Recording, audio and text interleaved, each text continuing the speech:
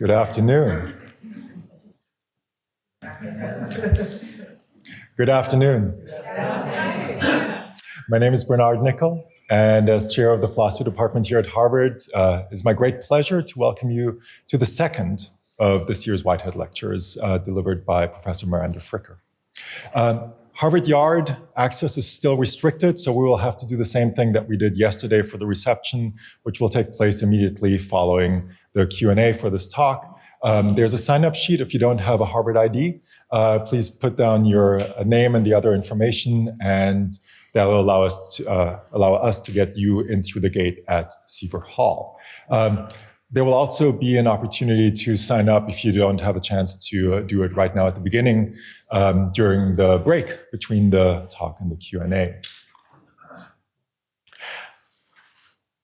Professor Fricker is the Julius Silver Professor of Philosophy.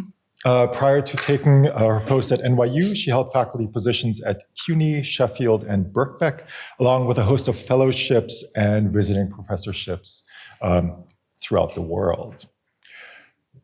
My first exposure to Professor Fricker's work was through her monograph, Epistemic Injustice, and I suspect that this is true of many of you as well. And when I read it, it struck me as an act of alchemy.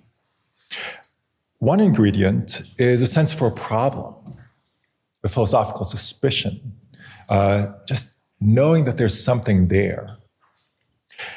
The other ingredient is a sharp appreciation of the resources that the philosophical tradition, very broadly construed, gives us in order to take the problem, the sense of an issue, and turn it into a piece of philosophy. And I do mean broadly construed when I think about the philosophical tradition.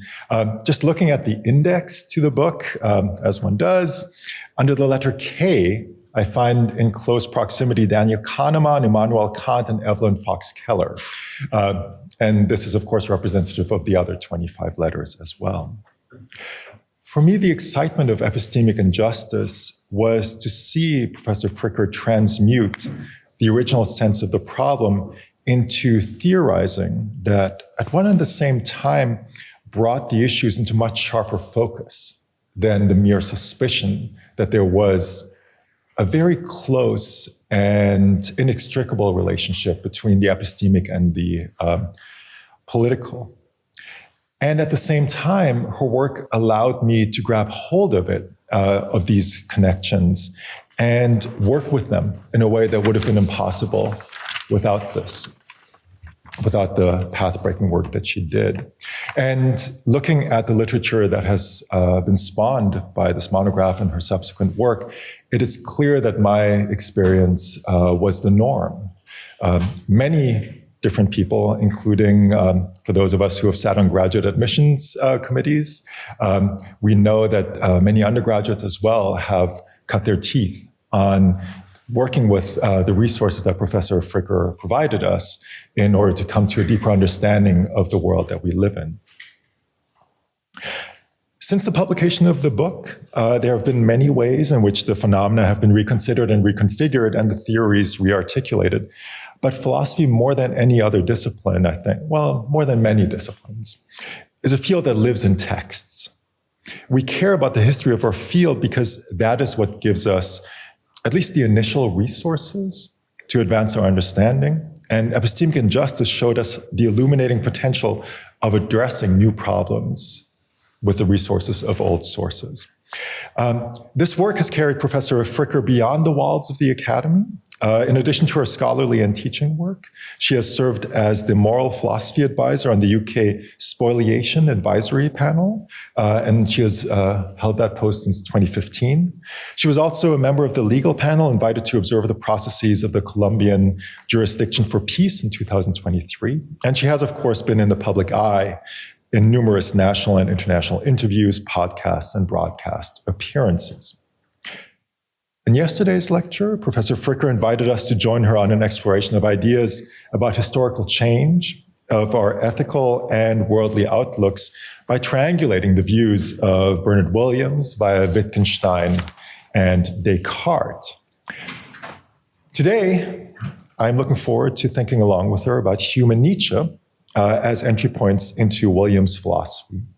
And the title of her address will be Philosophical Anthropology, Hume and Nietzsche. Please join me in welcoming Professor Mirandra Fricker.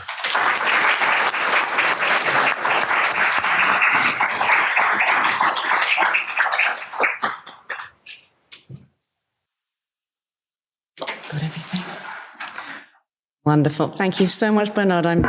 I'm very grateful for your kind introduction and all the continuing wonderful hospitality I've been receiving. I've eaten a lot in these past 2 days, so I'm going to move this.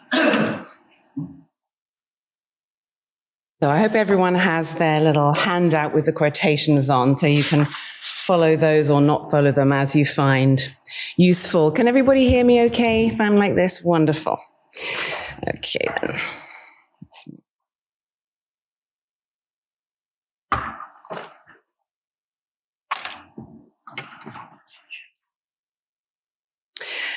So yes, and the slightly longer title of my lecture is Constructing a Philosophical Anthropology, because that's a bit of a quotation from Williams, Hume and Nietzsche. And as Bernard said, I'm continuing this method I described yesterday, for those of you who may not have been here, of reading Williams, looking again at Williams by seeing what impressions were left on his thought and his texts by his readings of others, and thereby coming to a profile of him by way of his own historical self-consciousness as a philosopher. And here we go. So there is an energy about Williams' philosophy that draws one into the rhythms of his thought. This energy is not only due to what I referred to last time as his deceptively conversational manner of exposition. It's more than that, I think, for the sorts of philosophical texts he produced consistently displayed a resistant quality, deftly blocking or evading ready-made interpretations in relation to this or that existing school of thought or ism. He often does this by way of compression and illusion, as I mentioned, for these are normal features of conversation. The conversationalism and the resistant quality of his writing are, of course, connected, in that the first facilitates and somewhat disguises the other, permitting philosophical delicacies to be observed but passed over swiftly, or perhaps alluded to obliquely, so that, speaking for myself, one may have the repeated experience of returning to William's work, only to find that he didn't quite argue the thing one remembered him as arguing after all. One will have understood the text in a certain way at the time because it made a satisfying pattern to do so. And yet, when one rereads the thing, it turns out, wouldn't you know it, the pattern in question was anticipated by the author as one he specifically had reason to resist. And so one reads again to join the dots in a slightly different way this time, and no doubt next time too. Well, these qualities of style helped Williams develop a resolutely piecemeal set of commitments whose interrelations were often deliberately left underdetermined or unfixed, and therefore open to renewably perspectival interpretation. And this is central to what sometimes makes his philosophical writing both unexpectedly difficult and rewarding in equal measure. I see it as also a stylistic means of manifesting on the page the contingency of our ways of making sense of life, aiming to achieve through style what he considered Plato's dialogues achieved through their form. That is, as Williams put it, not to control the minds of his readers, but to open them. And Williams applauded this Socratic aim, and I believe we should see his own resistant philosophical style as directed towards the same end of stimulating his readers' thought rather than controlling it. That said, I've no wish to overstate the point. No doubt there are moments where he simply could have been a bit clearer, just like any philosopher. And further, Williams is certainly not all about creating aporia, and quite obviously intends to drive home some pretty assertive philosophical conclusions, putting plenty of argumentative energy into explaining along the way how some ideas are plain errors or delusions or otherwise seriously misguided and so on. The point is rather to emphasize his deliberate resistance to the allure of joining everything up, and in particular to representing substantive and contestable lines of thought as if they were quasi-formally derivable conclusions of a historically delocated thinker, let alone binding his own conclusions into anything resembling a philosophical system. When it came to moral philosophy, at least, he regarded this mindset as bound to lead one to one or another wholesale misconception. Well, in today's lecture, I'd like to explore an interpretive idea that's not unrelated to William's resolutely non-systematic approach, for it concerns the combination of positive and negative currents in his metaethical thinking. The idea is that William's metaethical commitments were the product of an energy generated through the interplay, as any high school student of physics will know, of negative and positive poles. Specifically, I'll pursue the interpretive conceit that the positively charged anode to William's metaethics was Hume, and the negatively charged cathode, Nietzsche. Together, these opposite philosophical poles gave Williams the push and the pull of vindicatory and debunking forms of genealogical explanation, equipping him to generate the extraordinary hybrid method that was the culminating invention of his philosophical career, state of nature genealogy. This hybrid method uses the state of nature thought experiment, long tried and tested in various philosophical justifications of the state, in strange alliance with the method of genealogy, which came from Nietzsche through Foucault to signify a relentlessly historicist, critical, and indefinitely problematizing spirit. The hybrid method is therefore, by either set of normally opposing methodological lights, a quite fantastical creature, a methodological centaur whose upper and lower body might not seem to belong together at all. Its lower body, a rump of self-consciously mythical construction of original ethical functions, is fabulously conjoined with the front-facing head and torso of human ethical culture in all its contingency and social art, representing that aspect of human nature which Hume so aptly captures in his characterization of humankind as the inventive species. I'll set out on this journey by starting at the end, with a focus on William's final book, Truth and Truthfulness. And this focus will later enable us, in true genealogical fashion, to trace one or two more localized clues backwards in time to earlier Humean and Nietzschean imprints on William's thought. I'll organize things thematically rather than by author, as I did for the most part in the discussion of Descartes and Wittgenstein, because the constructive and deconstructive energies of Hume and Nietzsche, respectively, are so thoroughly synergized in William's philosophy. As the metaphor of anode and cathode is intended to suggest, the positive and negative energies are transformed into something new through the connection they find in Williams. And this is in one sense merely to state the obvious, namely, all of William's thought is William's thought. And yet, it's at the same time to suggest something intrinsically contestable that I hope to make persuasive, namely that if we read him in the light of Hume and Nietzsche, considered as anode and cathode to his thinking, we're fast taken to the definitive philosophical motivations which ultimately led William's philosophy to its intriguingly hybrid destination. Temperamentally, the potent mix includes, on the one hand, an interest in the natural, practical necessities of human social life, as considered a priori from the armchair, yet combined on the other with an unmistakably restless and spirited debunking challenge to the moral philosophical conceptions of his time. And I'll argue that Williams had an affinity with Nietzschean questions that ran deep and which became increasingly explicit towards the end of his life as an essential catalyst and perhaps solace in his work. Now here we go. Let's think about the origins of our ethical values and this question of whether there can be stability under reflection. William's organizing metaethical concerns had long featured the question of how far ethical life could be rendered transparent so that we might confront its history, and particularly its contingency, in a clear-eyed fashion without experiencing the authority of our ethical convictions as thereby undermined. He touched on this issue in Ethics and the Limits of Philosophy, for instance, in his discussion of Kant and the intrinsically misleading psychological form of reverence for the moral law. In characterizing it as intrinsically misleading, Williams is alluding to the fact that the categorical imperative is experienced by human beings as if it had an external source, when in fact it could only originate from something within, on pain of incompatibility with freedom. Williams goes on to observe that on Kant's construction, the authority of our moral experience is nonetheless quite stable under the reflection that exposes its true normative source. He explains the point as follows. So this is your first quotation. On Kant's assumptions, one can at least come to understand how and why such an experience is bound to be misleading, and this understanding will help us make it stable to reflection.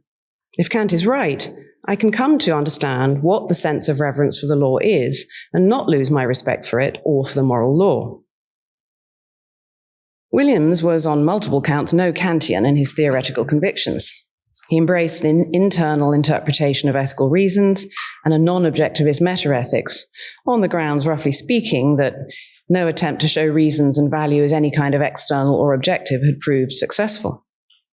That was the comprehensive critical project that came together in Ethics and the Limits of Philosophy, his central book, which engaged in a substantial process of elimination regarding the candidates for ethical objectivity, not eudaimonia, not utility or well-being, not practical reason. However, the possibility of self-transparency or stability under reflection, which he appreciated in the Kantian construction, remained a perennial point of interest for Williams because he regarded our modern age as distinctively prone to critical reflection about the authority of its own practices and norms. Excessively so, in his view, partly because he understood such reflection to usher in an increasingly conceptually thin moral culture. And he believed this because he took it that reflection tended to replace our thick ethical concepts, such as our everyday virtue and vice concepts, with the thin, more juridically styled concepts of right and wrong, entitlement and obligation. He also saw this projected dwindling of thick concepts as posing a knock-on threat to our capacity for what he called ethical confidence, which he characterized as a justified psychological state of confidence in how our thick ethical evaluations normatively shape our shared way of life. It's a feature of thick concepts as he understood them. The sentences using them can be straightforwardly truth-apt.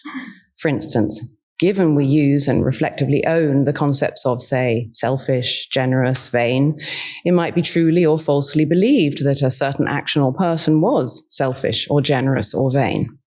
And this recommended thick concepts as a source of some stability in the face of anxious meta-level reflections concerning the authority of our ethical beliefs.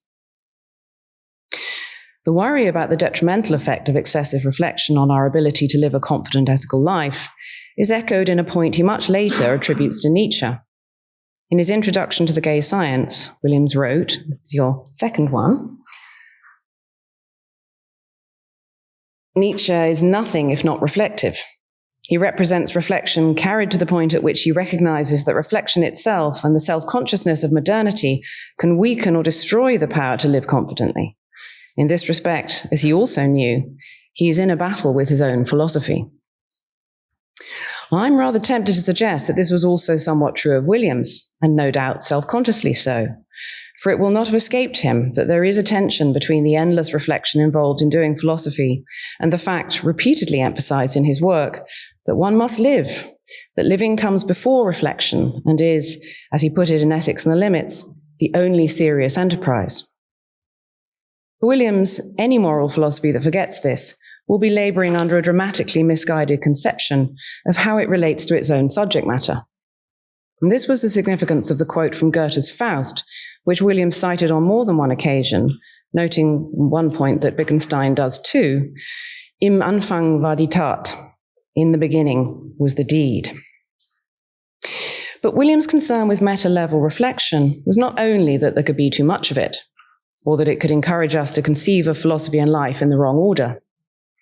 For he also believed in the importance of at least one kind of meta-reflection that threatened to destabilize ethical conviction, and which one might argue, though I'm not sure that he did, to be necessary for achieving justified confidence in our concepts and values.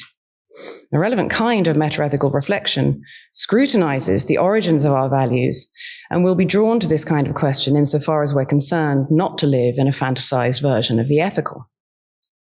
Williams believes that we do still, and to a significant, if incoherent extent, live in such a fantasized morality, and that much modern moral philosophy reflected and encouraged this. That was why concerns about how far we're capable of revealing the fantasized aspects to ourselves and moving beyond them while retaining a sufficiently stable ethical outlook remain the central focus of Williams' work.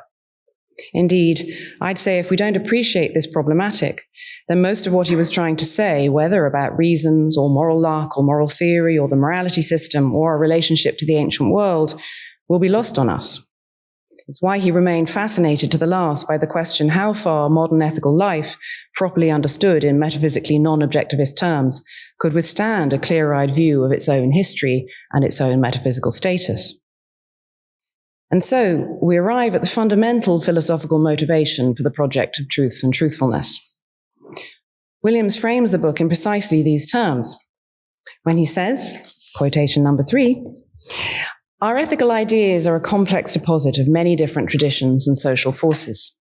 However, the impact of these historical processes is to some extent concealed by the ways in which their product thinks of itself. The most general reason for this is that a truthful historical account is likely to reveal a radical contingency in our current ethical conceptions. Not only might they have been different from what they are, but also the historical changes that brought them about are not obviously related to them in a way that vindicates them against possible rivals." Well, just how destabilizing or otherwise a historical genealogy of our values might turn out to be will not only depend on the moral and psychological content revealed, but also on us, the reader, in particular on what pre-existing ideas we may bring to the table regarding what it would take for our moral ideas to have authority for us.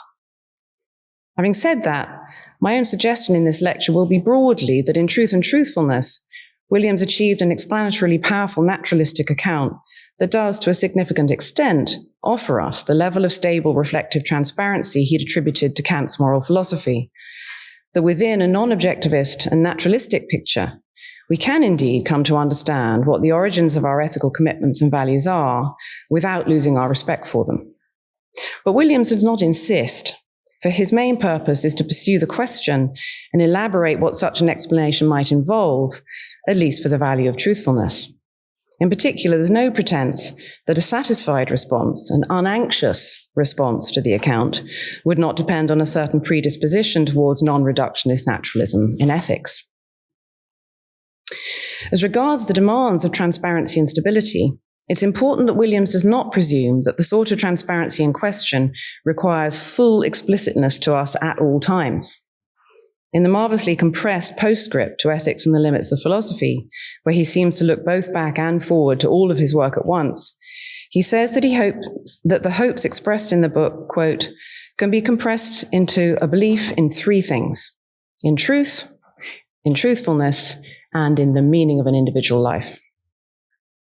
In his comments there about the second of these, truthfulness, he relates it to the value of transparency in ethical life by saying, "I hope I've made it clear that the ideal of transparency and the desire that our ethical practice should be able to stand up to reflection do not demand total explicitness or a reflection that aims to lay everything bare at once."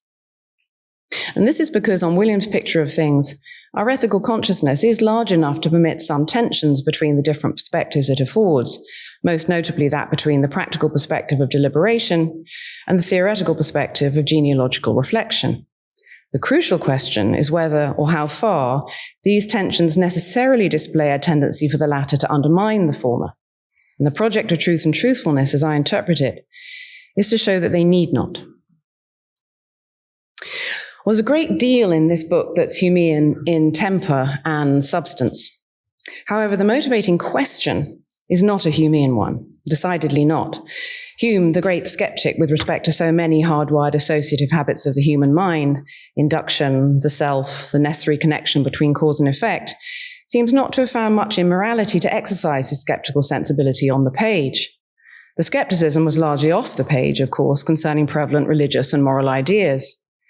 Unlike the error theorists he was to inspire centuries later, Hume himself treated human morality as a non-self-deceiving natural phenomenon that could be explained by reference to human sentiment and the social interest.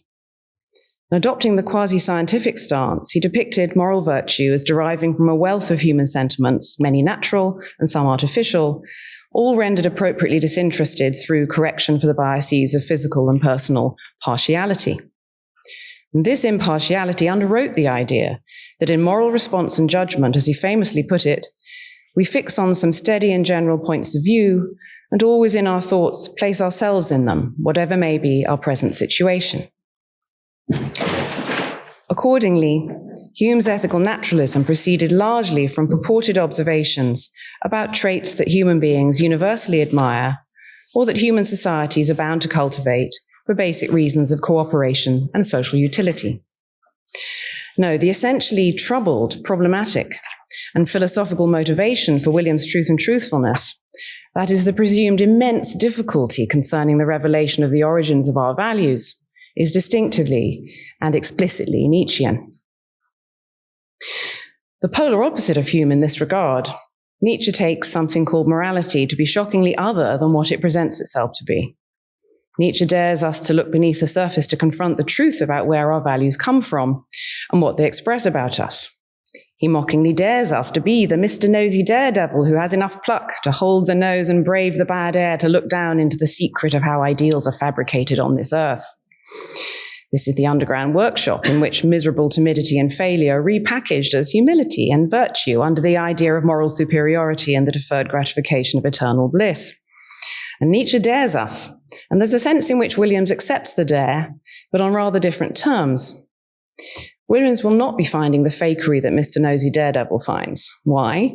Because in this book, the object of Williams' determined gaze is not, in fact, anything he regarded as a subterranean workshop of fabricated moral ideals at all, not in Truth and Truthfulness. That recognizably Nietzschean dare, the exposure of something fake in moral ideas, is to be found somewhat earlier in Williams' oeuvre, when he first offered his critiques of utilitarianism and of what he called the morality system, most notably in moral luck and ethics and the limits of philosophy. That was where he offered an implicitly Nietzschean treatment of an ethical and meta-ethical outlook he characterized as finding its apotheosis in Kantianism, though he was careful never to simply identify the outlook with that of the historical Kant. The title of the concluding chapter of Ethics and the Limits of Philosophy was Morality, the Peculiar Institution. And this allusion to the Nietzschean slave revolt in morality by way of the euphemism used for slavery in the antebellum American South is a clear signal. The implication is that Williams' own critique of the defining commitments of the morality system revealed it as placing moral subjects under a false controlling idea of moral authority, one whose internalization he took to resonate in some way with the morality that Nietzsche wished to expose and discredit. The immediate content of Williams' critique of the morality system, however, was importantly different from Nietzsche's critique of the morality of good and evil. For one thing, they were, I take it, not criticizing quite the same things.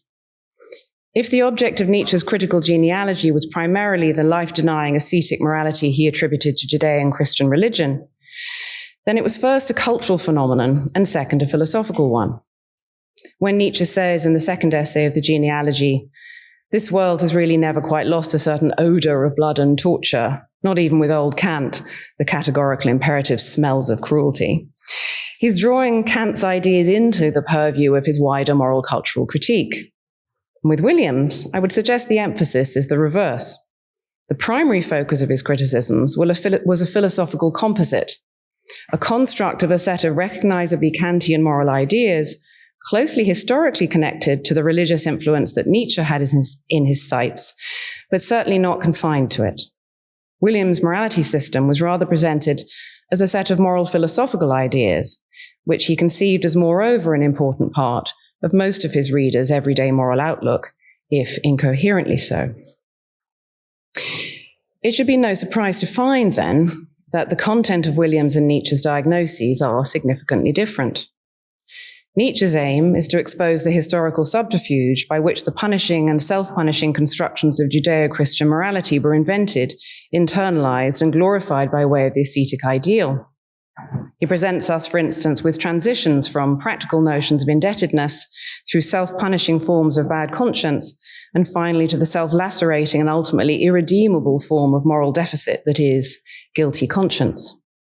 And by contrast, Williams' diagnosis of the morality system is more multidimensional, more theoretical in nature, and it is not polemical in purpose or tone. His chief finding is that the morality system constructs a moving fantasy of justice, played out in the attempt to render morality immune to luck through the invention of various fraudulent moral psychological items, chief among them a controlling rational will whose reach is coextensive with the reach of responsibility.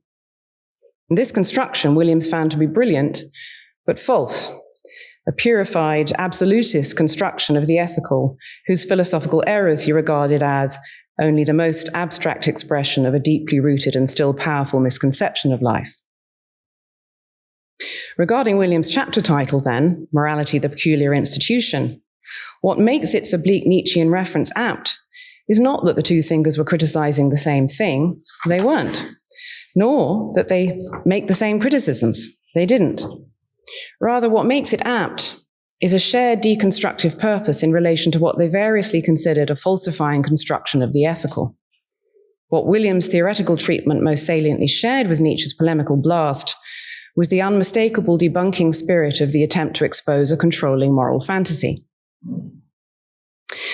The manner in which Williams comes to draw more substantively and directly from the Nietzschean well later in his career involves less this debunking spirit, and more specifically Nietzsche's knack for posing questions that Williams found both fundamental and urgent. Near the start of Truth and Truthfulness, he writes, "The problems that concern this book were discovered effectively by Nietzsche." Here, the project of the book concerns the origins of the virtue of truthfulness, truthfulness that is, both to ourselves and to others.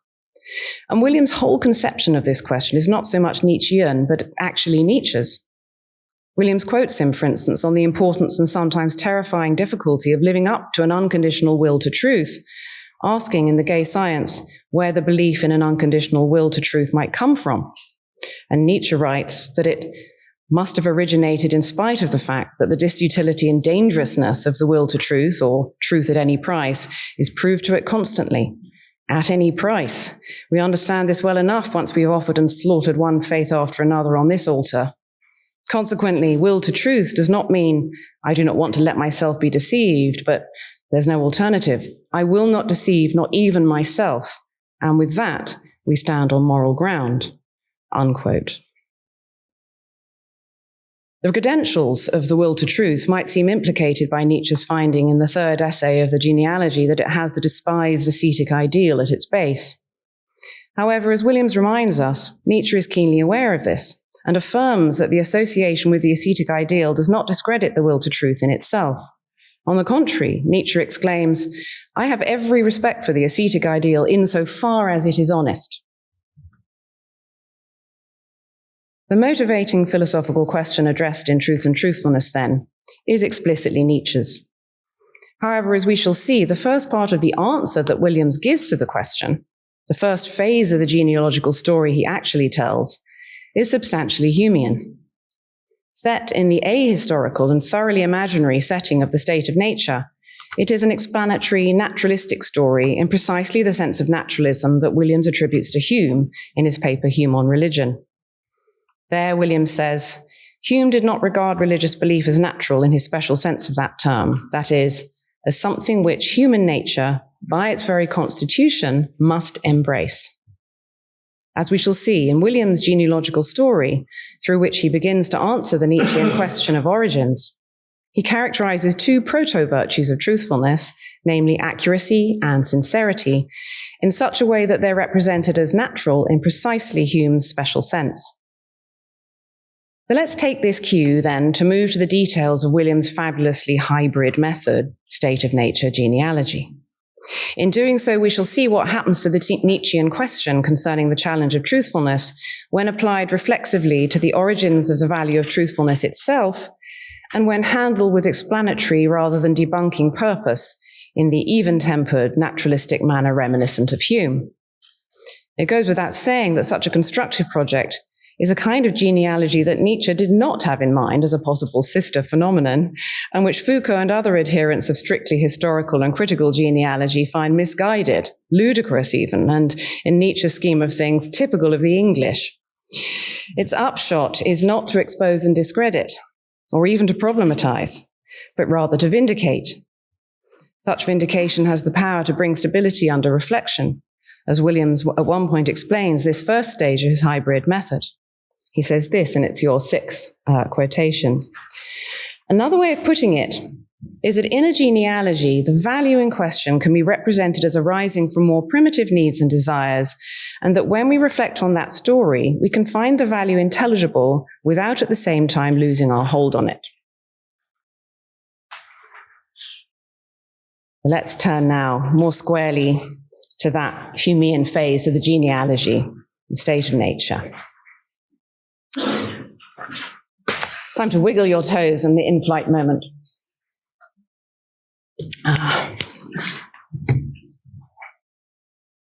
Right. In his State of Nature genealogy, Williams borrows in the first instance substantially and explicitly from Edward Craig's State of Nature story concerning the necessary emergence of the concept of knowledge. However, Williams focuses exclusively on the traits required to sustain the practice of trustful information exchange that Craig argues inevitably produces the proto-concept of a knower. Williams asserts with Craig that human beings in the state of nature need plenty of true beliefs and not too many false ones in order to survive and flourish in their practical projects. And so they need to cultivate a practice of information sharing. Williams' next move is to infer the need for interlocutors who are both accurate and sincere. The two proto-virtues of accuracy and sincerity are given capital letters to flag that they're not yet anything psychologically real. That is, not yet an item in any realistically conceived moral culture, fictional or historical. They're strictly an abstraction in the imagined state of nature thought experiment. The fact that the virtue of truthfulness is constructed from only the most basic social epistemic needs qualifies it as a complex disposition that would arise in some form in any human society. And so we might observe that truthfulness is represented as being exactly what Williams characterized as Hume's distinctive sense of natural. That is, something that, quotes, human nature, by its very constitution, must embrace. More broadly, Williams' view remains markedly different from Hume's. The most obvious difference is that Williams relies nowhere on the semi-technical idea of natural virtues as opposed to the artificial, which are constructed in culture. The idea of a large set of dispositions universally and wholly spontaneously admired by human beings regardless of culture would fly in the face of Williams' historicism of values and of the contingent, thick ethical concepts that describe them. Instead, it's Hume's construction of the artificial virtue of justice that provides the template for Williams' own naturalistic genealogy of truthfulness. And Williams is fully explicit about the direct relevance of Hume's genealogy of justice. He offers a summary interpretation of the Humean construction as follows, which is your number 7. He says we can get some help with the question of what's involved in imaginary genealogies if we look at another famous example, Hume's derivation of the artificial virtue of justice. The state of affairs from which the story starts is one in which people are self-interested and have a capacity for limited sympathy, but have no motives of justice and correspondingly no concept of property. Given this condition, and given some further quite strong conditions of common knowledge, the story tells how people converge on adopting institutions of property and develop the dispositions of justice. The state of affairs from which this process starts, and hence the process itself, Hume recognizes to have been impossible, unquote.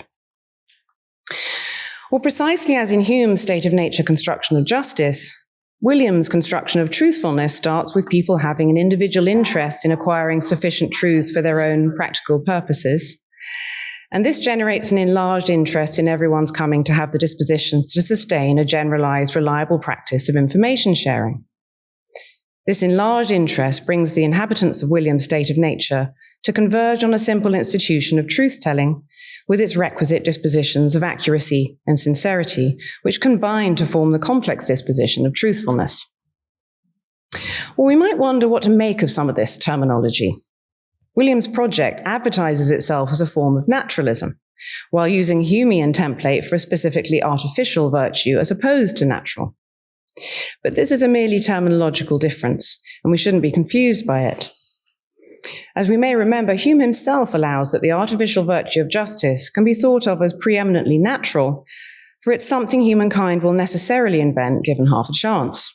He says this, or quotation 8, "I must observe that when I deny justice to be a natural virtue, I make use of the word natural only as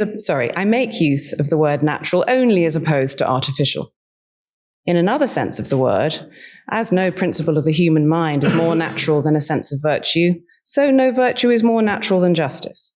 Mankind is an inventive species, and where an invention is obvious and absolutely necessary, it may as properly be said to be as natural as anything that proceeds immediately from original principle without the intervention of thought or reflection," unquote.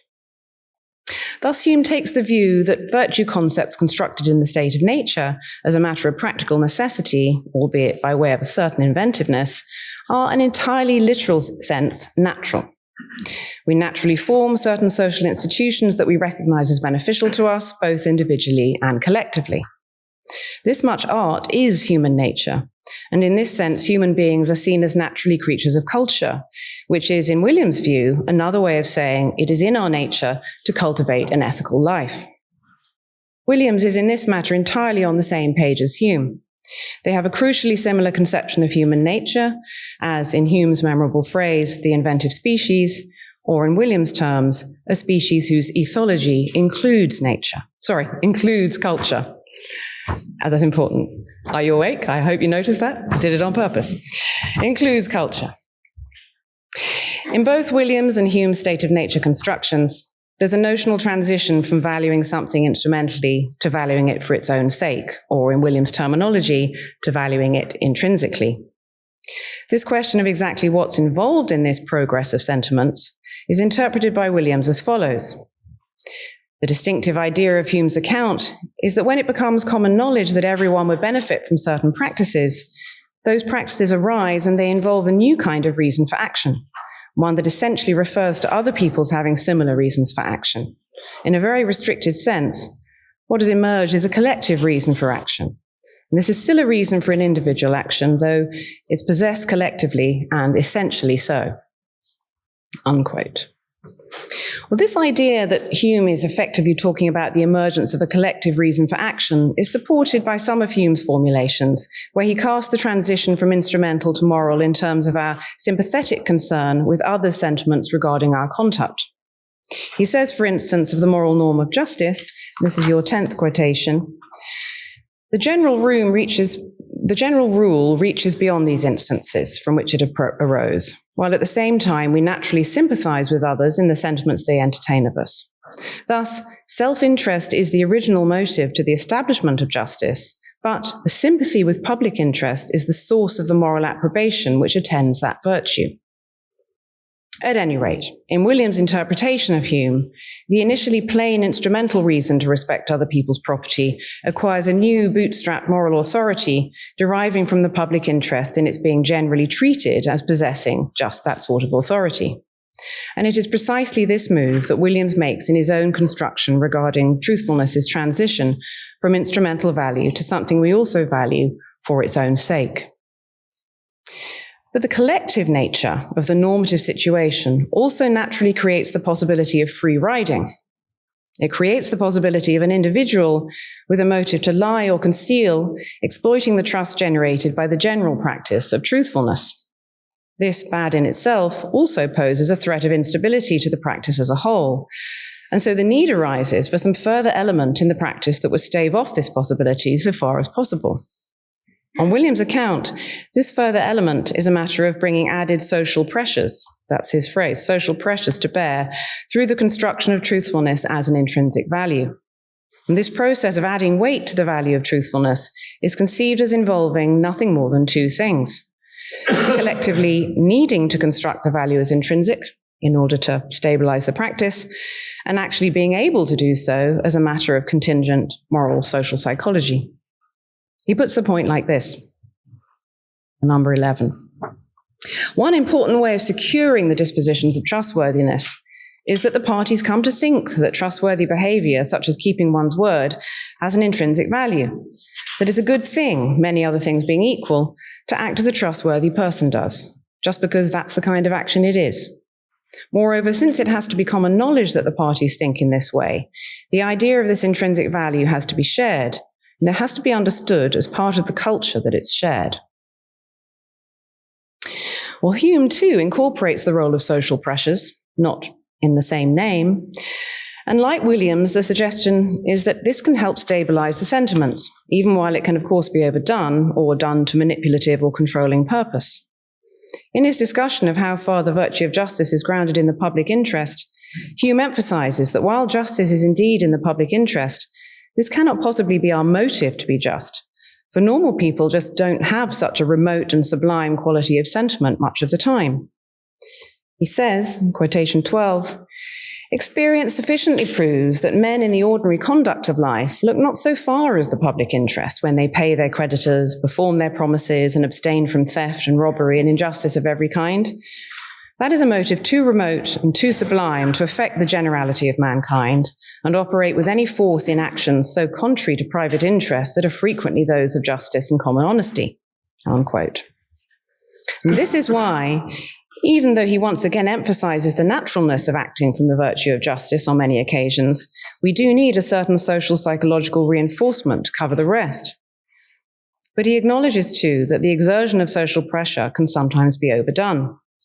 He talks in particular of politicians who tend to exaggerate the value in order to help keep order, though at the same time he affirms the underlying natural authority of the virtue. And he says this: "Though this progress of the sentiments be natural and even necessary, 'tis certain that it is here forwarded by the artifice of politicians, who in order to govern men more easily and preserve peace in human society, have endeavored to produce an esteem for justice and an abhorrence of injustice.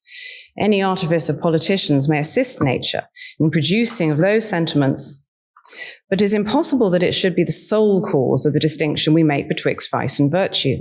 For if nature did not aid us in this particular, 'twould be in vain for politicians to talk of honorable or dishonorable, or praiseworthy or blamable." End quote. And so we see in Hume, I think, as in Williams, the social pressures that may be necessary to stabilize the relevant dispositions are shoring up something that already possesses independent normative force.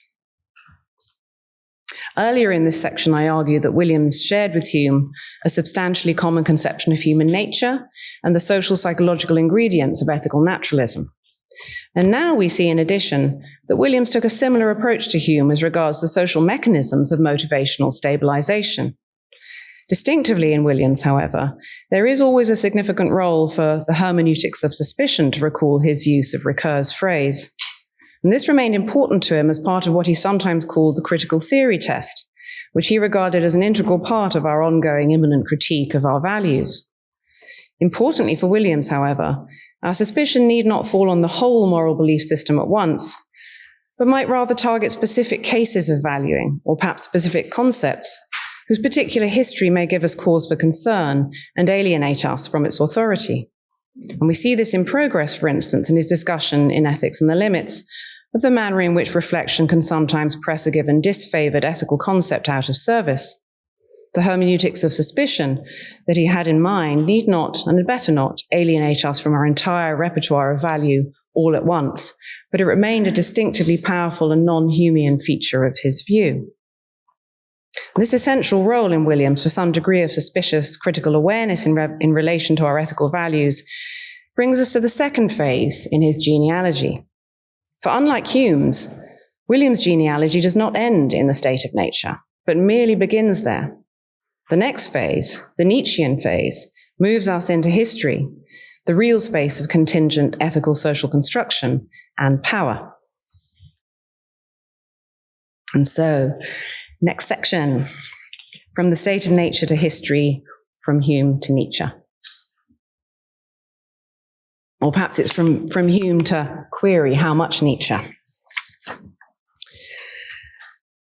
The core elements of truthfulness as constituted in the state of nature leave it only half formed, literally. It's just a proto-virtue, not a psychologically real virtue that has a place in culture.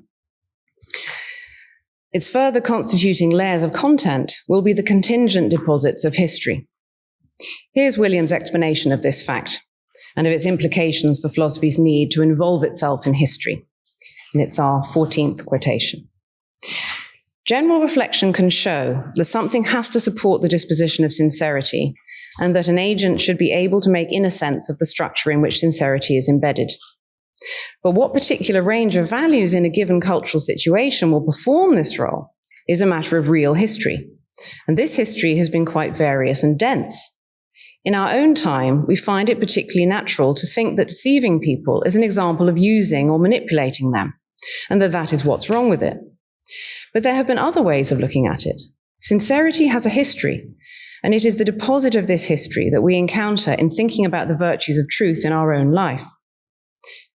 This is why, at a certain point in philosophy, needs to make way for history, or as I prefer to say, to involve itself in it, unquote. Well, Williams himself gestures at the immense range of historical possibilities by concentrating on two contrastive conceptions of sincerity in 18th century French culture of letters, in particular, the different conceptions entertained by Rousseau and later Diderot, and the distinctive ideas of authenticity and the self that accompanied these conceptions. He gives a substantial comparative discussion, in the course of which he characterizes Rousseau as profoundly misguided in thinking that the way to achieve authentic self-knowledge is by way of relentless introspection in a context of rural isolation. Williams considered Rousseau to be caught up in a philosophical error about the nature of the self to which sincerity and authenticity are answerable. By contrast, he argued, Diderot's conception of what it means to be sincere or truthful to oneself, and thus authentic, involves no such individualistic errors. Diderot's idea of the self is thoroughly relational, implying a conception of mind such that the very constitution of one's beliefs and desires are determined through conversational engagements. Williams puts it like this. On Diderot's view, it's a universal truth, not just a special feature of modernity, that human beings have an inconstant mental constitution that needs to be steadied by society in interaction with other people. This picture of the mind implies that it has relations to other people and to society that are quite different from any imagined by Rousseau, and this implies different conceptions of both sincerity and authenticity, unquote. Well, the view he goes on to elaborate using the materials given by Diderot, and in particular his extraordinary satirical work, Rameau's Nephew, involves the idea that our very mental states are determined, or steadied, to use William's own term, through our trustful conversation with one another.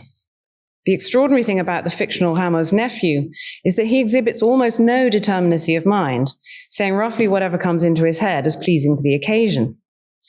Inasmuch as having a belief involves at least some temporally extended propositional commitment, Rameau's Nephew doesn't really seem to have any beliefs, and on the whole, what desires he fleetingly has are bizarrely mercurial in nature. Well, given this utterly changeable psychology of this imaginary character, then, we find him equipped with insufficiently determinate mental states for either sincerity or insincerity to get a grip, but there's quite simply too little to be true to. And consequently, the self-discipline of truthfulness doesn't get a look in.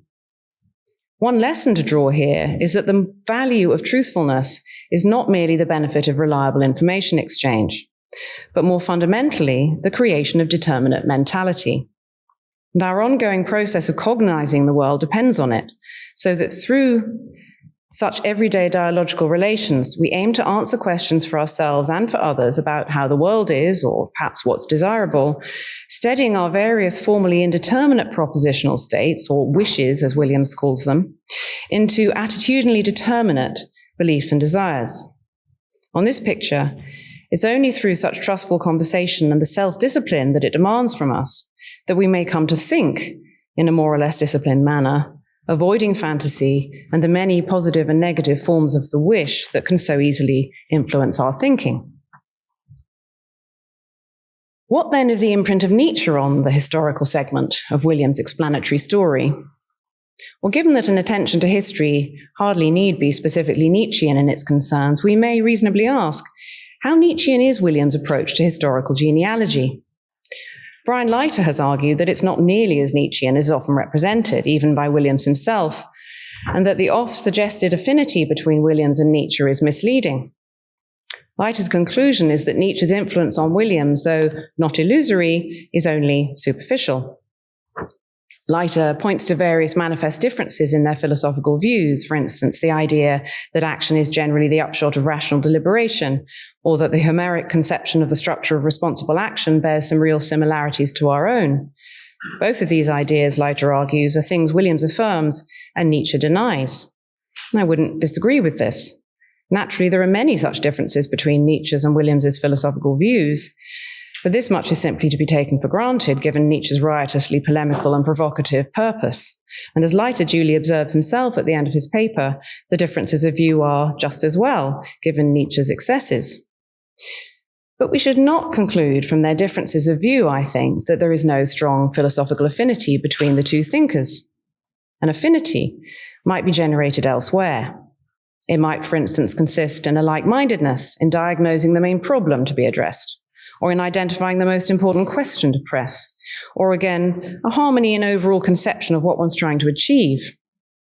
As we should expect, Williams is highly critically selective in what he draws on in Nietzsche, often leaving to one side this or that piece of philosophical extravagance or provocation. So the case for there being a real affinity and influence can only be made by pointing to the similarities and seeing if they add up to a significantly deep imprint on Williams' thought. And as will already be plain to you, I find Nietzsche's imprint on Williams to be deep and highly indicative of his own distinctive point of view. We cannot really see this without looking closely at the project of Truth and Truthfulness, and so I'm tempted to explain Leiter's dismissive view of the matter as partly a consequence of the fact that his attention to truth and truthfulness is confined to a single footnote, in which he observes the difference between vindicatory and critical genealogy, reminding us that Nietzsche only went in for the critical kind. Leiter's note reads as follows: Truth and Truthfulness, an essay in genealogy, is, despite the subtitle, quite un-Nietzschean in conception and execution by offering a just-so story meant to vindicate the concepts in question. By contrast, genealogy for Nietzsche was critical, and it was crucial to Nietzsche's On the Genealogy of Morality that a genealogy was true and supported by evidence, not simply feel-good make-believe. This is not in dispute, and the important differences are part of the fabric of Williams' own discussion, but it simply misses where the Nietzschean connection is to be found in Williams' book. The debt to Nietzsche is not, obviously not, going to be found in the state of nature construction. That vindicatory construction is basically Humean, as we've seen, and incidentally grossly mischaracterized as simply feel-good make-believe, since it has its own internal discipline of parsimony. That discipline demands minimalism about the human needs and motivations posited in the state of nature, from which the necessity for constructing a virtue of truthfulness is argued to arise. But be that as it may, as I've argued, the first place we find Nietzsche is in the philosophical motivation for the project. Williams announces near the start of Truth and Truthfulness not only that the problems that concern the book were discovered effectively by Nietzsche, but also that while the book is certainly not about Nietzsche, it nonetheless, quote, uses a method for which I have borrowed a name from him, genealogy, and I intend the association to be taken seriously. We should indeed, I think, take it seriously because the book embodies a commitment to truthfulness about morality as conceived in precisely Nietzschean terms. These incorporate the idea that morality and moral philosophy are full of historical residues that are philosophical errors produced by needs and interests, some of them interests in forms of control. But Williams is not against all forms of control, because as we've seen, he believed, as Hume did, that living under ethical culture required some social pressures and social constructions geared towards a certain stability that's collectively desirable. For him, it was historically minded critical reflection that would guide our ongoing grasp of whether or not the etiology of our values and the thick ethical concepts that shape them were ethically all right or not, whether they constituted values and concepts we could continue to find authoritative, even while we may understand what other roles they play and have played historically in the social order. The mature, critical spirit of this sort of reflection is represented in the historical treatments of 18th century sincerity and authenticity that he offers, and they're mere indications of the kind of critical historical reflection that his approach would encourage. It's also represented in his idea that the critical theory test plays an essential role in how we should think about how to live. In a given case, it may press a concept out of service, or again, it may stabilize our thinking so that we achieve ethical confidence in it. Things can go either way, and that's as it should be if the very idea of critical reflection on ethical life is to play its proper role. In a 1981 review of 3 books on Nietzsche in the London Review of Books, Williams made an unusually superlative claim, which reveals his overriding attitude to Nietzsche and the key reasons for it. This is your 17th quotation. Williams said, "It is certain, even if not everyone has yet come to see it, that Nietzsche was the greatest moral philosopher of the past century. This was above all because he saw how totally problematical morality, as understood over many centuries, has become, and how complex a reaction that fact, when fully understood, requires." Well, a key aspect of what he considered the problematical nature of what morality had become was what he called a purified idea of the will. This receives an explicitly Nietzschean treatment in Williams' paper, Nietzsche's Minimalist Moral Psychology. Here, Williams focuses on a number of passages from Beyond Good and Evil, and to a lesser extent, The Gay Science, while allowing room for the more extravagant points or interpretations which he considers implausible. Williams extracts key points which he builds on, famously commenting that Nietzsche, unlike Wittgenstein in his view, produced a kind of philosophical text that was successfully mined against systematic exegesis that assimilates it to theory. He also emphasized that, quote, "It's important that it does not follow that when we're trying to put him to serious use, our philosophy should not contain any theory." And that's what Williams does in this paper, just as he does later in Truth and Truthfulness. He draws selectively and critically on Nietzsche, focusing on what he takes to be truthful and helpful and constructive, integrating them into a more theoretical construction of his own making. So what does he take from Nietzsche in this particular paper? First, the idea that in moral philosophy, the naturalistic effort of showing how moral psychological elements are related to pre-existing psychological forms requires that we add as little as possible that's distinctively in the service of morality. Minimalism, then, as regards our moral psychology. This Williams equally calls realism about the elements of moral psychology, since the minimalism is in the service of a picture that introduces nothing we wouldn't naturally attribute in our everyday interrelations. And this double minimalist commitment enables us to see what philosophy includes in our moral psychology that doesn't need to be there. And when we identify such an added element, we should ask what role it's performing in relation to other possibly dubious commitments, the hermeneutics of suspicion as applied in philosophy. And Williams writes, "My aim is to illustrate, through a schematic treatment of this central example, the way in which a method of suspicion, the search one might almost say for a culprit, can help us to achieve a reduced and more realistic moral psychology, one from which the moral fictions he wanted rid of could be made visible and perhaps, as it were, broken away from." What he proceeds to do is analyze certain of Nietzsche's claims about the bogus nature of philosophical ideas of the will and of a supposed I that can, quotes, seem to bring about its outcome ex nihilo. Here's a little short bit from Beyond Good and Evil just to augment our Nietzschean mood. In short, he who wills believes in a fair amount of certainty that will and action are somehow one.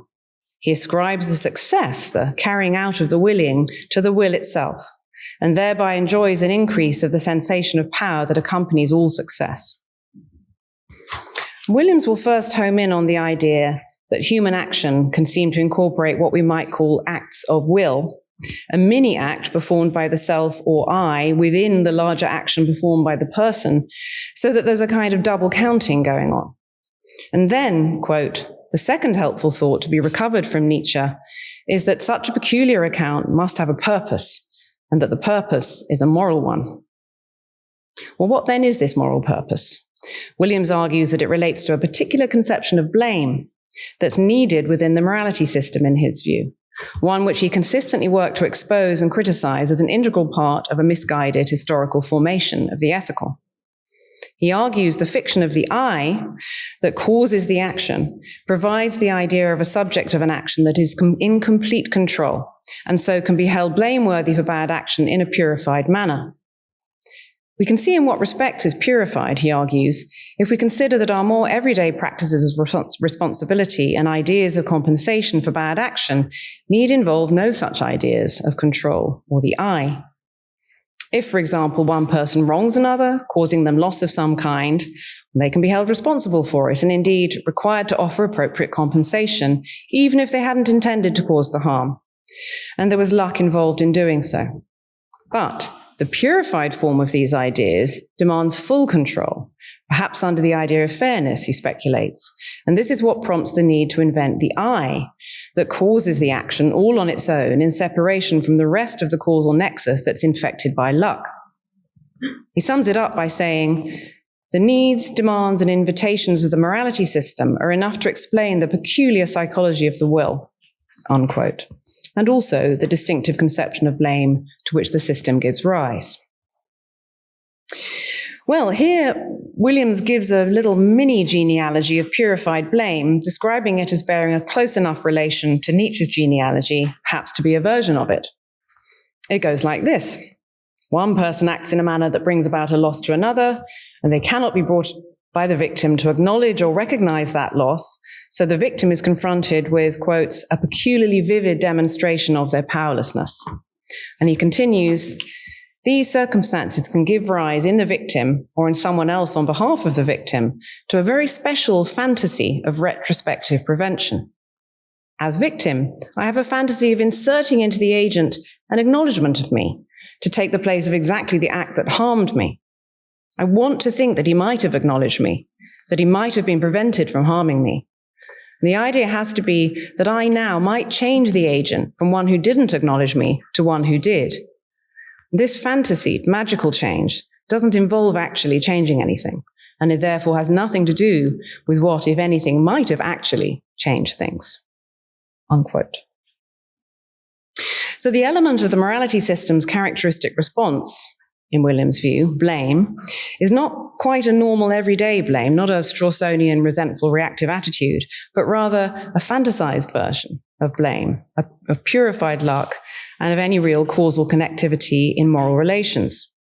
It floats free in the same dimension as the I that wills within the larger action, free from the ordinary causal nexus. And this, Williams finds to be a fiction worth exposing, so that we might endeavor to free ourselves from its grip on our moral imagination, thereby releasing us from a weirdly constrained conception of responsibility for our actions, one that requires this full control. Most relevant to the disagreement with Leiter, my disagreement with Leiter, that is that in making these theoretical moves to advance a greater realism in moral psychology, Williams takes himself explicitly to be borrowing from Nietzsche. He ends the paper by saying, in laying such explanations against one another, and in diagnosing the psychology of willing as a demand of the morality system itself, we shall be following a distinctively Nietzschean route towards the naturalization of moral psychology, unquote. And Williams' Nietzschean inspiration is manifest, and it's not only to be found in their shared forms of skepticism about certain key moral ideas and a shared sense of the importance of exposing them. These two critics of what they each take to be prevalent moral falsehoods of their time are in substantial agreement about what questions to press and why. That's why Williams says that to ignore Nietzsche in moral philosophy is not to prefer one style over another, but rather to duck a problem. So, last section. I called it Starting from Nietzsche, since I think that really characterizes an awful lot of Williams' relationship to Nietzsche. In the final section of this lecture, I'd like to deepen the point about Williams appreciating Nietzsche in this particular way of posing the most important questions regarding morality. In his paper, Unbearable Suffering, which was published in German in 2004, the year after his death, and subsequently in English in 2006, Williams begins his contemplation of suffering and meaning with two quotations from Nietzsche's Genealogy.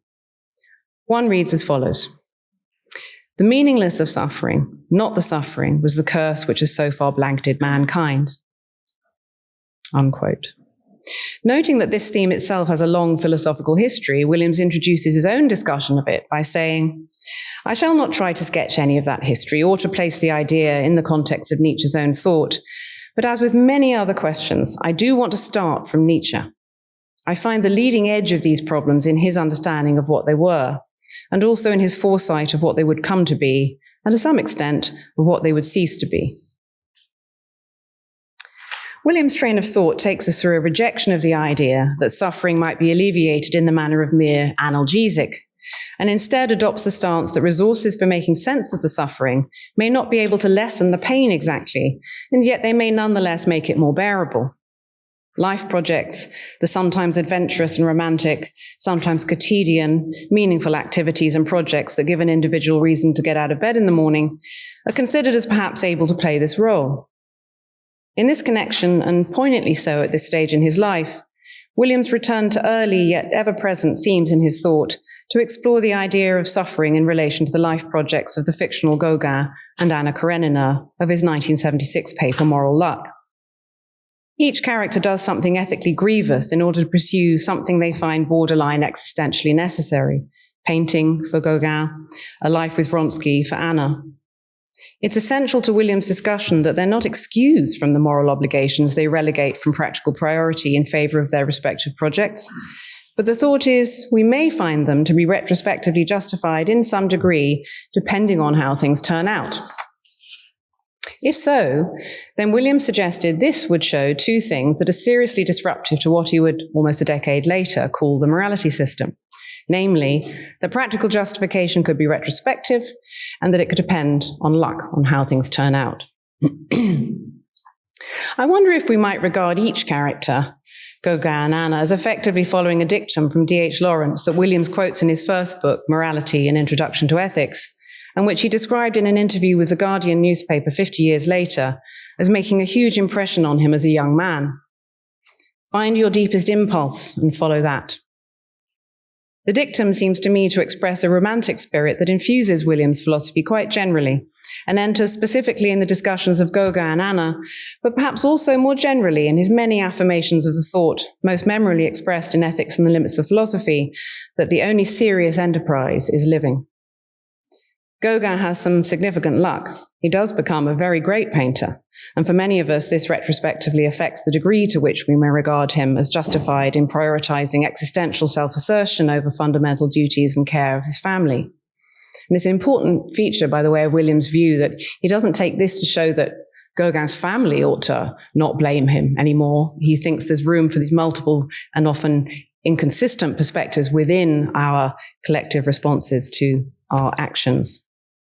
And Anna, by contrast, has bad luck.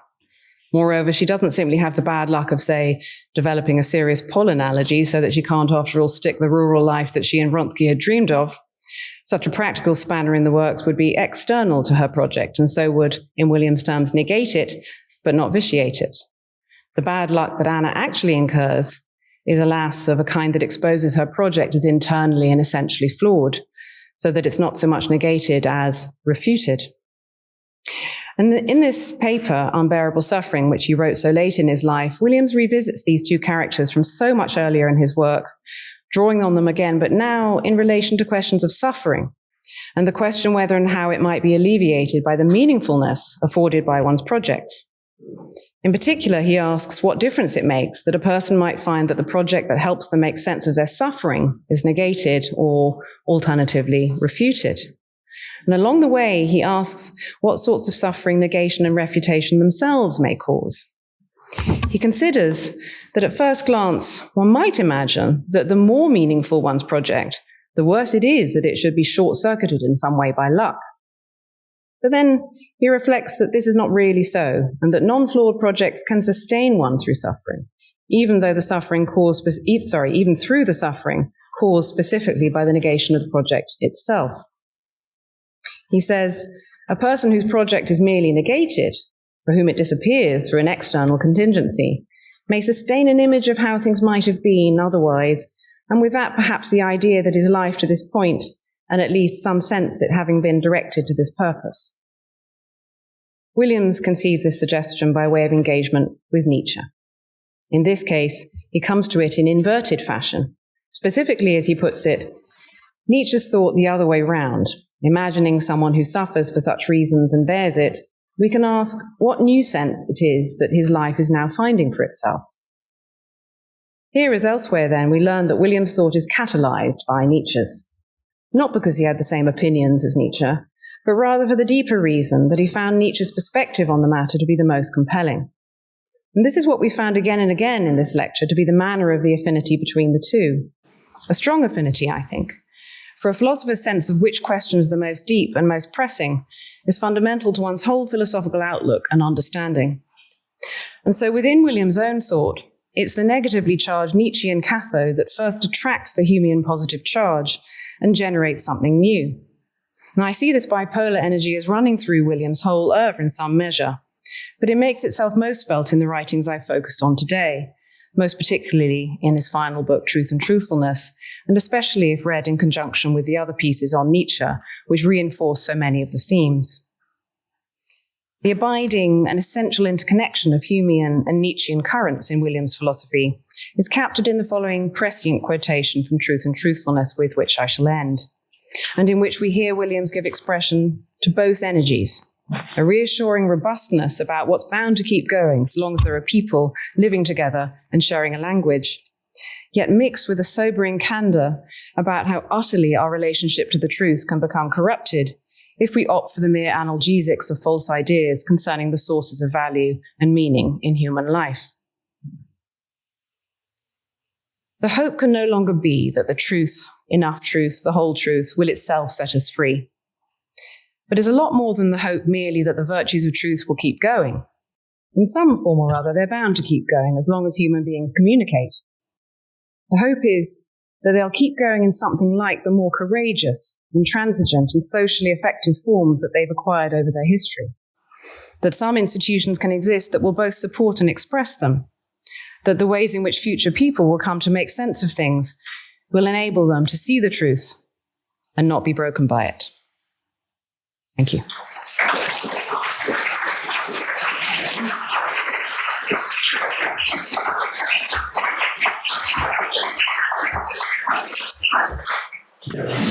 So if you'd like to ask a question, I ask you to raise your hand. I'll try to generate a queue, and I'll do my best to get us started. And let me go to the back and start with graduate students. Sorry. Yeah. No. Keep your hands up.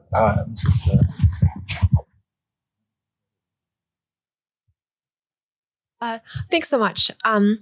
So I feel like I find a tension between the sort of the final view that he comes to, as you've brought it out, and his rejection of a metaethical view that's grounded in well-being or eudaimonia. Because it's hard for me to see the thought that the way that he justifies the thought that justice, for instance, can lay claim to being in some sense a natural virtue. It's hard for me to read that as other than some kind of ultimately an appeal to some sort of conception of well-being. So I don't know if like maybe the thought is he gets to a pluralism that Aristotle doesn't have available to him, or if it has something to do with the like conditions that make human communication possible, which you talked about. So yeah, I don't know if you can have thoughts on that tension. Yeah. Thanks. Great. Thank you very much. How am I sounding boom-wise? Is this all okay? And thank you so much. Yes, so I think the difference is going to be that a matter of sort of minimalism, so that what Williams is ready to say is natural or bound to arise in any human society arises not from considerations of well-being as such, but considerations of need. So something which will underpin well-being. I mean, there isn't any well-being that isn't satisfying some basic needs, but his thought is we satisfy the basic needs with certain really basic institutions which qualify as natural in that strict Humean sense. And then who knows what larger form of well-being, mode of life, it might develop into in history. So I think he thought that trying to identify it the other end in the telos would require a kind of ahistoricism that he just didn't think was warranted. He didn't think there was a determinate enough conception of human well-being to do the work. You need instead as it were, very well, fully determined idea of what it is to satisfy some basic needs for human beings to live cooperatively together, and then let history tell the contingent stories of what else fills that all in and what particular form the virtues and the values take in a particular constellation. So it was really his sort of basic historicism and view that, you know, what form of human well-being a society may, if with any luck, wind up with could be multiple. So there is no one thing, therefore nothing you can aim at. So that was his start the other end with needs and practical necessity, and then let history do the rest. So, thank you.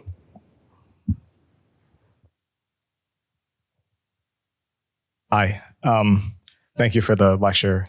I have a question about what kinds of things or practices can get vindicated through genealogy. So it's clear that Williams thinks that some of our values, maybe sincerity can be. What about things that we positively disvalue? Like, say it were revealed that the moral emotion of spite was essential to securing cooperation in human communities. Maybe even a certain taste for or pleasure in cruelty in punishing norm violations. Can those get vindicated in this way? Or, what does Williams think about this sort of thing? Yeah, thank you. I wish Williams were here and he could answer the question. One hopes that, this approach would be able to say that there's nothing magical about showing that something automatically arises from human needs. It doesn't thereby come the sort of thing that is automatically vindicated. It's always going to be in the context of our current reflections on whether we, as it were, can live with it, approve of it in the light of other things that we do in fact value. I think that's a coherent way of thinking about these things. And I expect you're right that, I don't know, maybe I'm a bit more optimistic that if we're really strict in our parsimony about what we put in the state of nature, and we're looking at needs, where you're talking about collective needs arising from individual needs, I suppose honestly I have a sneaky hope that it might not include some really morally foul things, but if it did, we're not somehow under compulsion to regard them as vindicated, it seems to me.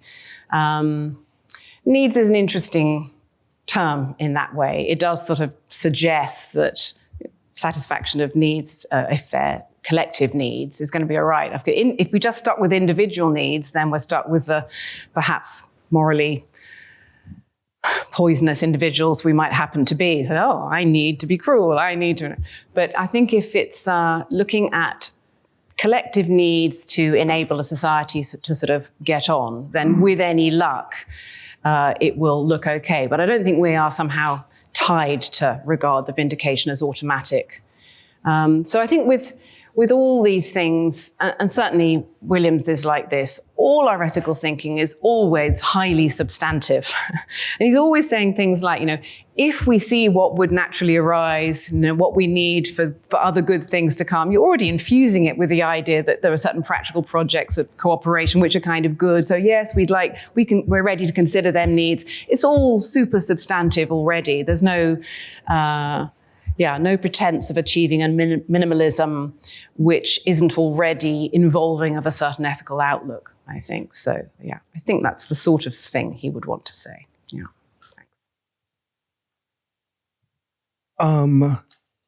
Thank you for the talk. I've been trying to puzzle out over the course of the talk today what the tension you marked at the beginning was supposed to be between Nietzschean genealogical stories and Humean state of nature stories, especially given what you said about Williams' perspective of what we need history for yesterday, that it's meant to make sense of certain things.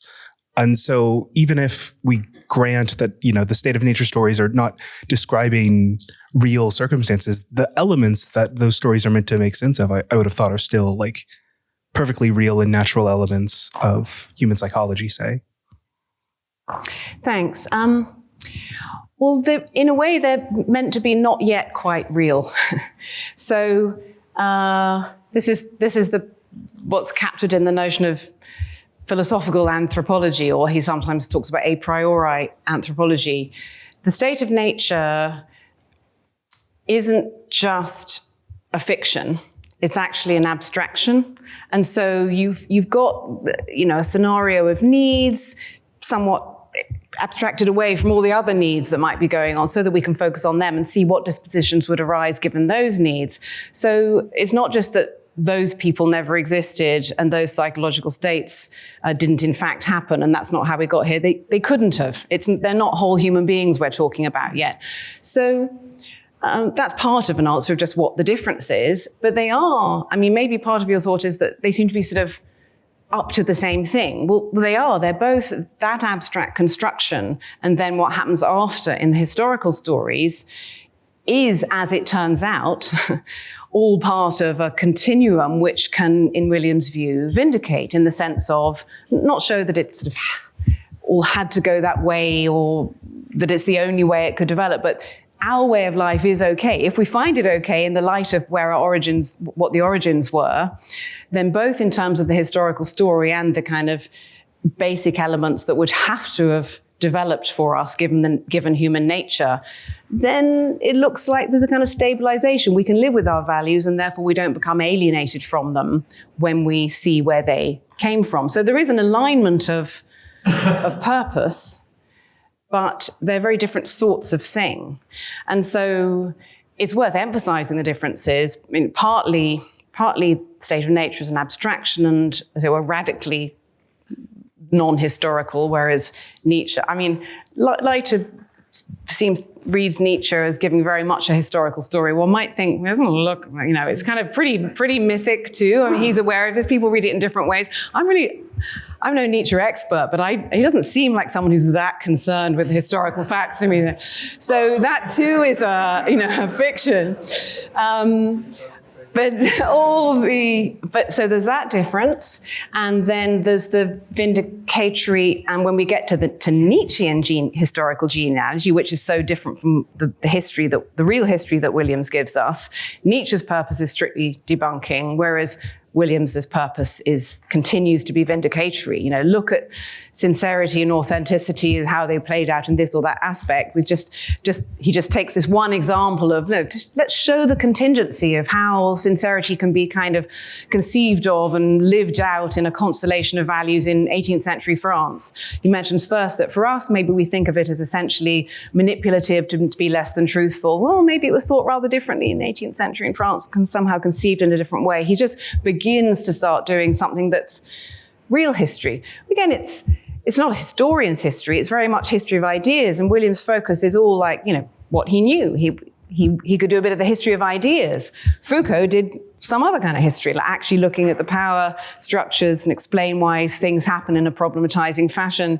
So there's lots of different ways for philosophy to mix with history. And Williams's mode of doing it is pretty much sort of history of ideas-ish. It would have been great, wouldn't it, to see what happened next, where he took that project.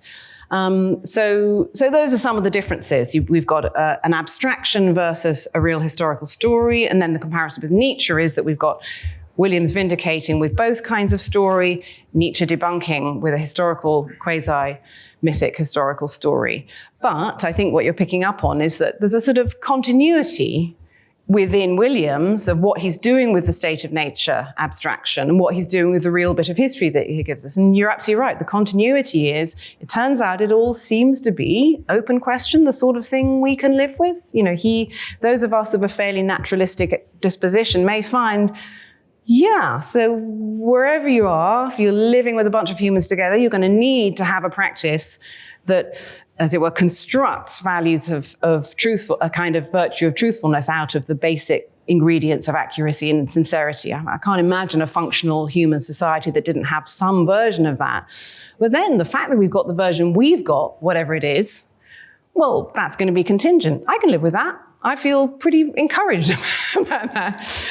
But then going back to the previous question, but I know it was also about how negative can the things be, but there is a general interesting question about how much further would Williams himself have wanted to take it? How many values are the sorts of values that would arise in the state of nature? Probably only a few.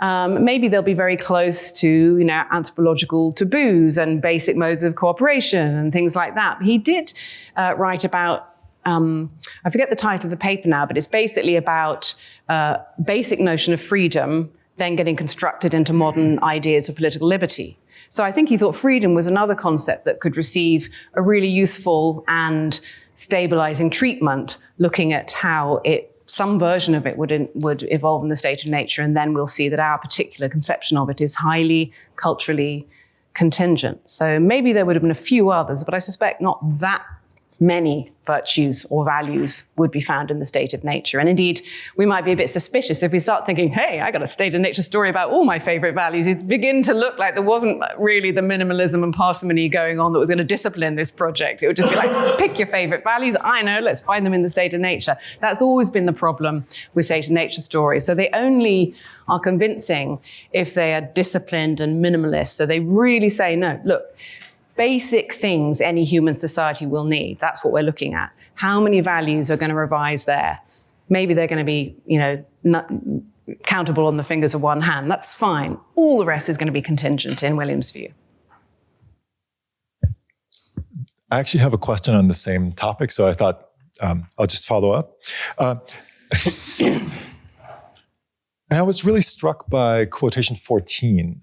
The quotation about general reflection can show that something has to support the disposition of sincerity with a capital S.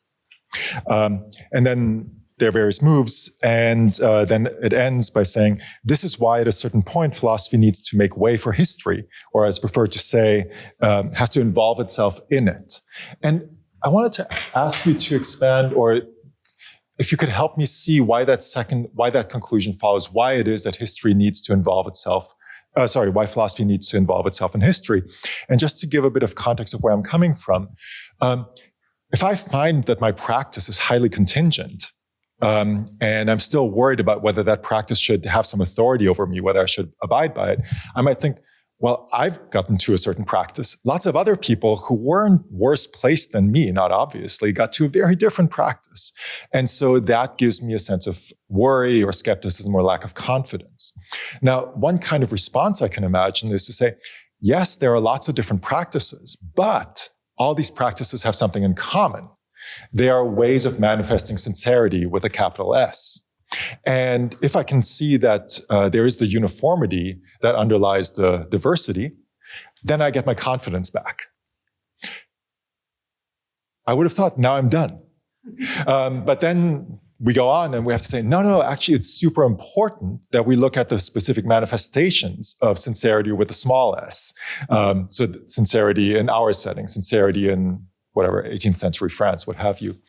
And my question is, well, if it's actually important that we look not at sincerity abstractly conceived, that's uniform, but sincerity in the setting of a particular culture, doesn't that just reintroduce the source of a lack of confidence? And so wouldn't it be better to not worry about that? Thank you so much. I think there are at least two things going on in William's sort of affirmation that philosophy will need to mix itself with history. It's true that if my sole concern was our notion of insincerity, is it an expression of something we need? What's grounding it? Then I do a little bit of constructive genealogy, think, well, it's definitely answering a basic need and doesn't seem to be anything wrong with it, so maybe I'm good. I get that. I don't see why Williams would have to deny that. If you go on, I'm not sure how far the activity at looking at what the alternatives to our current constructions could be induce instability of a bad kind. And here's a Williams-ish sort of reason why, at least as philosophers, we might want to tempt a kind of instability there, and why he wouldn't think it would be bad. It would be if, when we look at our conception of sincerity, and we see that some of the elements it's introduced over and above what's required of it in the state of nature have come from things that have, as it were, a dodgy history, are, supporting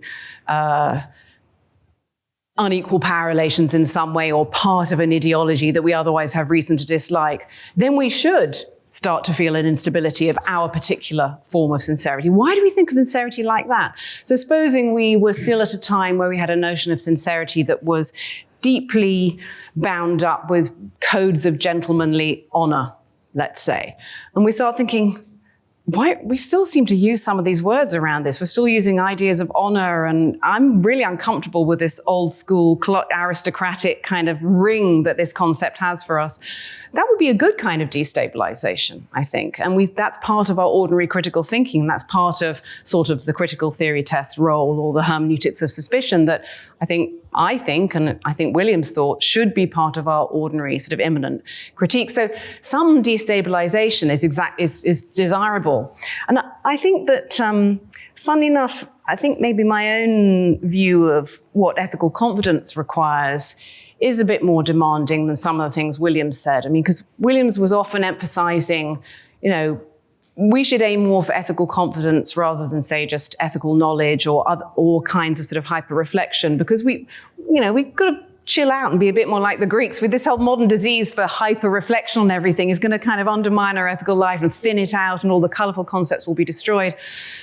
I don't see why he thought that. I don't know why really he thought that critical reflection, just because it has the power to push some thick ethical concepts out of use, wouldn't also be the sort of thing that is happily in harmony with our creative capacity to make new thick ethical concepts. And I was saying to someone last night at the reception, I feel like, the older I get, the more aware I am of how young people are constantly inventing new thick ethical concepts. You need new evaluative concepts around all the new forms of life and forms of social relation and gender and sexuality and social media and all these new ways of relating demand the creation of different sort of virtue and vice concepts, in effect. So I kind of have a faith in our habit of constantly creating thick ethical concepts. And it seems to me ethical confidence is a good idea to think of justified confidence in our concepts and our ways of life as in pretty demanding modes, that we want to be using the critical theory test, looking at the history of things, looking at what ideologies are served, looking at what uncomfortable, gender binaristic or aristocratic or whatever it might be, rings our various concepts have. And that requires quite a lot of reflection. And it requires quite a lot of trying to destabilize what we've got, our current conceptions. So I think more than Williams tend to think ethical confidence, if it's to be justified, requires quite a lot of risking destabilization. And, being aware of alternatives to how we think of concept X is one of the key ways of doing that. This society over there, they don't seem to think of, sincerity or what did I say just now? Can't remember what the virtue concept. Authenticity and sort of codes of conduct around sexual mores and so on, or what might be honourable. They don't seem to think of it in that way. So why do we? So I think that's the answer I would like to give, though I suspect it wouldn't have been the answer that Williams would have given. Oh, cool. Awesome. Thanks. This will be on something not the same, but closely adjacent. Like Bernard, I was struck by quote 14. And I was struck more by the beginning, I guess, than the end. So this is the bit where he says, general reflection can show that something has to support the disposition of sincerity, ... But what particular range of values in a given cultural situation will perform this role is a matter of real history, and this history has been quite various and dense. So some of the subsequent conversation has sort of helped me sort of understand what's going on here. But when I first read it, I was like, wow, that looks like we're saying something really strong. Like there's this kind of two-tier explanation where first the disposition of sincerity gets a kind of uber vindication with the just so story of the state of nature and the idea that sort of anything resembling a normal human community has to converge on something like that disposition. And then it looks like the suggestion is that all of the other values and all of the associated thick concepts are going to be explained by the fact that they're captivating the minds of people in a given cultural situation will support the disposition of sincerity. And I thought that seems really strong. Like it's hard to see how like a concept like chaste or impertinent can support the disposition of sincerity. There was no mention of sincerity with the free will control thing. The kids these days innovating their new thick concepts don't always do so in a way that clearly relates to sincerity. So it looks like there's got to be more going on in the historical component of the genealogy. I'm now wondering whether maybe this relates to what you were saying in response to Shelby, that technically there might be more stuff than just sincerity that gets a state of nature vindication, also freedom, perhaps others, in which case, we've got more things to tie the particular range of values in a given situation to the supporting of. But yeah, I'd love to hear more from you about how you think it works. Yeah, thanks. So I think I'm confused. So he certainly doesn't think that... So what's contingent as regards sincerity is the other aspects of any particular culture's value of sincerity that have accrued in history. But that, and part of what it will mean will depend on how it relates to other things that are valued, other thick ethical concepts that are at work in that, as it were, constellation of values. For instance, how important it is, how it's understood as relating to the self or not, whether it's thought mainly as a kind of economically efficient thing of information sharing and so on. But I'm not sure what made it, so he certainly doesn't think that sincerity somehow then gives rise to all those other thick ethical concepts. There'll be all sorts of usual practical and historical pressures that are, raising all the thick. So he's only thinking about sincerity with a capital S in the state of nature is not yet a whole value. It's just like the core elements, functional role elements of a value. And also, it's only half of truthfulness, which also has accuracy. So the same goes for accuracy. They're not whole values even in themselves. So then it's all, what gets accrued is just more of those values. And then who knows about all the other values they might be put in relation with. So yeah, so I think you just have to not worry at all. The very strong thing is not his view. Yeah, thanks. I found what you did with Williams on Hume very interesting. Myself, I'd most recently had occasion to go back to Williams on Kant and had sort of forgotten how much he did with Hume. But there are just two things that seem to me a little puzzling, let's say. One, in what you said very early on, I think, reporting a piece of Williams's view, and the other in one of the quotes. The first was the suggestion that Hume didn't seem to apply his skepticism to morality in the same way that he did to his obvious subjects. And that didn't seem quite right to me, because actually it seems to me that the structure of the third book of the treatise is actually the same as the structure of the first part. That is, first he's going to show you that these rationalist arguments for credence in causality in the one case, morality in the other case, don't work, so that he can then give you his naturalistic explanation. And that's clearly what it's meant to be. That was the one thing. And the other thing is from quotation number 7, and the suggestion that Hume's state of nature story is one in which people are self-interested, blah, blah, blah. And the state of affairs from which this process starts, and hence the process itself, Hume recognizes to have been impossible. And that doesn't seem to me Williams is being quite fair to Hume there either, because Hume's story, unlike that of Hobbes, let's say, or others, begins with childhood and talks about how sort of in the very small situation of the family, the siblings quickly figure out the benefits of something that then develops into a sense of justice. And here, it seems to me, Hume is trying to answer somebody like Hutcheson, who just pulled a moral sense out of thin air, and attempting to give what he thinks is a realistic, naturalistic explanation of the origin of this sense, not a just so story at all. So I wonder what you think about either of those two things. Thank you. Yeah, it's really interesting.